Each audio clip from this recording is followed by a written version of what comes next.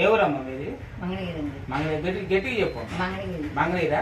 అయితే మీకు పింఛన్ డబ్బులు వస్తున్నాయా? ఎంత వస్తున్నాయి? 4,000 ఇస్తున్నారా? అది తెలుగుదేశం పార్టీ కుటుంబ ప్రభుత్వం 4,000 ఇస్తున్నారు. ఇంకేం వస్తాయి? రేషన్ కార్డు వస్తుంది మీకు. ఈ రేషన్ కార్డులు ఏమి ఇస్తున్నారు? గట్టి చెప్పాలమ్మా, ఇప్పుడు నలుగురికి తెలియాలి కదా, ప్రభుత్వం గురించి ప్రజలకు తెలియాలి. దానికోసం మిమ్మల్ని అడుగుతున్నమాట. బియ్యం పందారు ఇస్తున్నారు. అయితే ఇంకా మీకు గ్యాస్ బండ్ వస్తుంది కదా, అది సంవత్సరానికి 3 గ్యాస్ బండ్లు ఫ్రీ అన్నారు సూపర్ 6 పథకంలో. వేసారా? మీ బ్యాంక్ లో పడ్డాయి డబ్బులు? ఈ పుస్తకాలు ఎవరికమ్మా?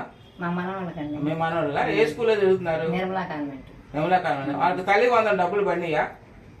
పడ్డాయా? తల్లి కాగానే పడ్డాయట.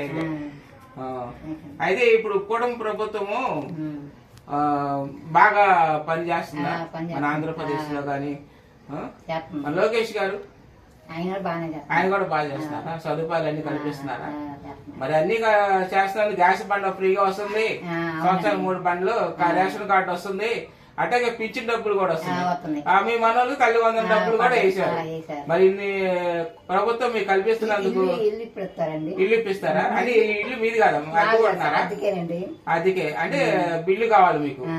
అయితే లోకేష్ గారు కొత్త పథకం ఒకటి తీసుకొస్తున్నారు. అంటే ఇల్లు లేని వాళ్ళకి మన ఎన్నికల ముందు లోకేష్ గారు వాగ్దానం చేశారు, ఇల్లు కూడా కట్టిస్తామని. అయితే కంపల్సరీగా కట్టిస్తారు. దానికి ప్లాన్ జరుగుతుంది. 10,000 మందికి ఇవ్వాలని ఆయన ఒక యూనిట్ గా చేస్తున్నారు. అంటే ప్లాన్ వేస్తున్నారు. మరి స్థలం కావాలి కదా, సామాన్య విషయం కాదా ఈ రోజుల్లో. అందువల్ల కంపల్సరీగా మీ ఇల్లు కట్టేసి ఇస్తారు. వాగ్దానం చేశారు కాబట్టి కంపల్సరీ నెరవేరుస్తారు. కొంచెం టైం పట్టింది. మీ కోరికలు తీరుతాయి. ఇల్లు కావాలనే కోరిక మీకు. ఇన్ని వల్ల మరి ఇన్ని ప్రభుత్వం ద్వారాగా ఇన్ని పథకాలు మీకు వస్తున్నాయి కదా, వస్తున్నాయి కాబట్టి చంద్రబాబు నాయుడు గారికి, అట్లాగే తెలుగుదేశం పార్టీ కూటమి ప్రభుత్వానికి మీరు ధన్యవాదాలు చెప్పాలి.